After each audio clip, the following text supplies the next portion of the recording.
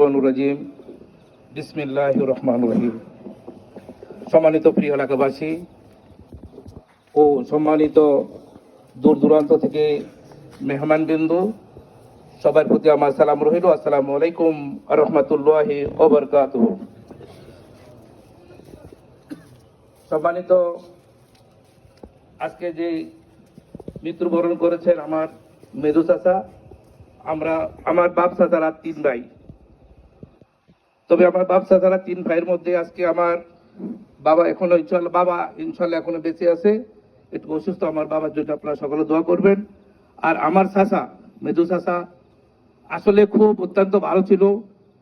কেননা আমি যখন ছোট ছিলাম, একবার যখন আমার বয়স 4 থেকে 5 বছর, ওই সময় থেকে আমার চাচা আমার জন্য কোট প্যান্ট নিয়ে আসতো। আমার চাচা, কারণ আমরা যখন অতীতে অনেক অভাবী ছিলাম, কিন্তু আমি কাপড় চোপড়ের দিক দিয়ে আমি অভাব ভোগ করতে পারি নাই। কেননা আমার চাচা আমাকে এমন ভাবে ওই সময় থেকে আমাকে চাচা আমার কোট প্যান্ট চাচা আমাকে বানিয়ে এনে দিত।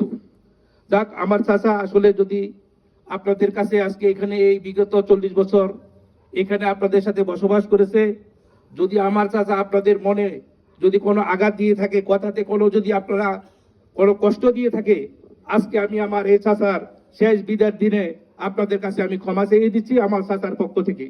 আপনারা আমার চাচাকে ক্ষমা করে দিবেন।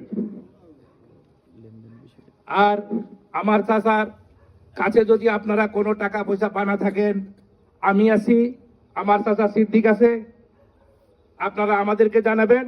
চাচার লেনদেনের সম্বন্ধে আমরা পরিশোধ করে দিব ইনশাআল্লাহ। আর আপনারা যারা দূর দূরান্ত থেকে এসেছেন, তো সবার এখানে আমার চাচার এখানে সবার ডাল ভাতের ব্যবস্থা করা হয়েছে। আপনারা জানাজার পরে ওইখানে খাওয়া দাওয়ার ব্যবস্থা আছে, আপনারা ওখানে যাবেন।